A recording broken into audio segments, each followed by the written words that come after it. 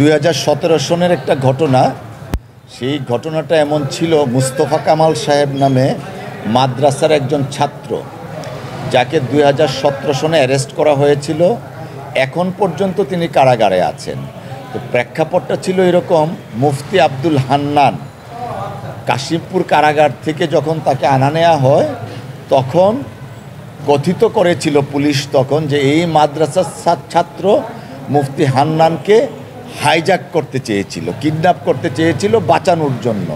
এইটা ছিল মাদ্রাসার ছাত্র মুস্তফা কামালের বিরুদ্ধে অভিযোগ।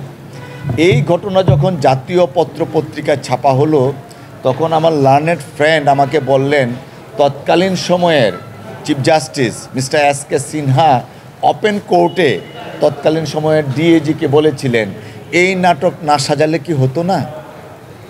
ওই সময়ই আনফর্চুনেটলি মুস্তফা কামাল সাহেব তখন থেকে কারাগারে অদ্য পর্যন্ত আছেন।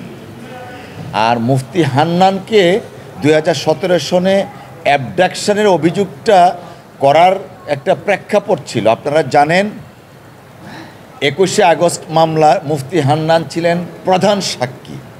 তো ওই সময় অ্যাবডাকশনের মতো একটা নাটক সাজিয়ে তাড়াতাড়ি তাকে ফাঁসিতে ঝুলানো হয়েছিল, যেন 21শে আগস্ট মামলায় উনি গিয়ে সাক্ষ্য হিসাবে দাঁড়াতে না পারেন।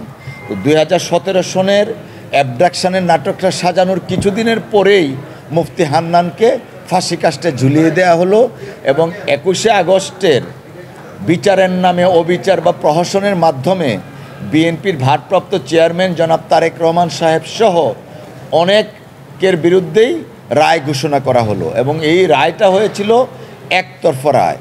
পার্টিকুলারলি জনাব তারেক রহমান সাহেবের বিরুদ্ধে একমাত্র সাক্ষী ছিলেন মুফতি হান্নান।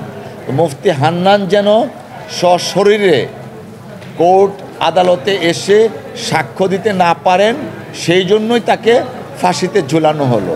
আর এই ফাঁসিতে ঝুলানোর প্রেক্ষাপটটা রচনা করেছিলেন তৎকালীন বিচারপতি এস.কে. সিনহার, প্রধান বিচারপতি এস.কে. সিনহা বাবুর ভাষণ মতে নাটকটাকে না সাজালে হতো না। অর্থাৎ এই অ্যাবডাকশনের নাটকটা সাজানো হয়েছিল তাকে ফাঁসি দেওয়ার জন্য এবং এই নাটকের বলি হয়েছিলেন মুস্তফা কামাল। সেই দীর্ঘ 8 বছর পরে বিনা বিচারে এখন পর্যন্ত তিনি কারাগারে ছিলেন এবং আছেন। আজকে মহামান্য হাইকোর্টের মাননীয় বিচারপতি মুস্তফা কামাল সাহেবের জামিন দিয়েছেন 2টা শর্তে। প্রথম শর্ত হলো প্রতি মাসে একবার তিনি থানায় হাজির হতে হবে, সংশ্লিষ্ট থানায়। দ্বিতীয় শর্ত হলো আদালতের অনুমতি ব্যতিরেকে তিনি বিদেশ যেতে পারবেন না। এই ছিল আজকের মামলার প্রেক্ষাপট। ধন্যবাদ।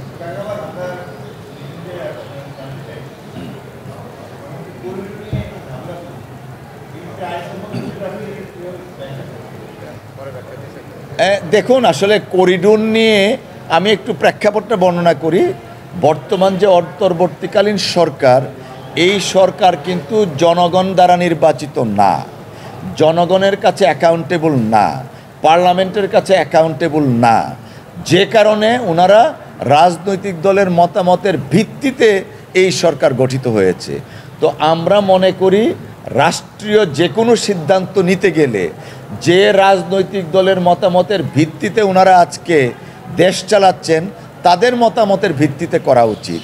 করিডোর বা মানবতা করিডোর এটা একটা রাষ্ট্রীয় পলিসি বিষয়, রাষ্ট্রীয় নিরাপত্তা জড়িত এবং সেই ক্ষেত্রে সরকারের উচিত রাষ্ট্রের অংশীজন অর্থাৎ প্রত্যেকটা রাজনৈতিক দলের সাথে পরামর্শ করে এই রাষ্ট্রীয় ব্যাপারে সিদ্ধান্ত নেওয়া। যদি সরকার এককভাবে সিদ্ধান্ত নেয়, নিশ্চয়ই সেই সিদ্ধান্তটা জনগণ মেনে নিবে না এবং রাজনৈতিক দলও মেনে নিবে না। যে রাজনৈতিক দলের সমর্থন নিয়ে ওনারা দেশ চালাচ্ছেন, সেই রাজনৈতিক দলের বা দলগুলোর সাথে পরামর্শ ব্যতীত রাষ্ট্রীয় এমন একটা গুরুত্বপূর্ণ সেন্সিটিভ সিদ্ধান্ত নিয়ে নেবেন যেটা রাষ্ট্র নিরাপত্তার সাথে জড়িত, এইটা কোনোভাবেই কাম্য না। আমরা আইনজীবী হিসাবে, কনসাস সিটিজেন হিসাবে আমরা মনে করি সরকারের উচিত প্রত্যেকটা রাজনৈতিক দলের সাথে বসে রাষ্ট্রের নিরাপত্তার সাথে জড়িত বিষয়গুলা পরামর্শক্রমে সিদ্ধান্ত নেবেন। ধন্যবাদ।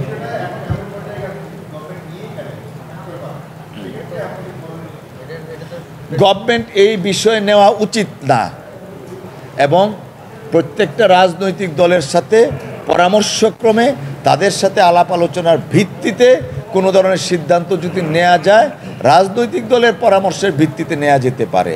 বাট এককভাবে এই সরকার কোনো সিদ্ধান্ত নেওয়ার অধিকার রাখে না। রাষ্ট্রের মালিক জনগণ, সংবিধানের 7 আর্টিকেলে বলে দেওয়া আছে। জনগণের অংশগ্রহণের মাধ্যমে পার্লামেন্ট যদি হতো, সেই পার্লামেন্টের কাছে অ্যাকাউন্টেবল থাকবে যে সরকার, তারা রাষ্ট্রীয় সিদ্ধান্ত নিতে পারেন। এই সরকার রাষ্ট্রীয় সিদ্ধান্ত নেওয়ার আইনগতভাবে, সাংবিধানিকভাবে ওনাদের এখতিয়ার নেই। দেশনেত্রী বেগম খালেদা জিয়ার চিকিৎসা প্রায় সম্পন্ন হয়েছে এবং চিকিৎসকদের পরামর্শক্রমে সহসাই তিনি দেশে ফিরবেন ইনশাআল্লাহ। আমরা সেই প্রত্যাশাতেই আছি। ধন্যবাদ। জনাব তারেক রহমান সাহেব, অফকোর্স ওনার আশার প্রতি মানুষের যে আগ্রহ, সেই আগ্রহের প্রতি সম্মান আছে। তিনি যথাসময়ে প্রয়োজনীয় পদক্ষেপ নেবেন। ধন্যবাদ।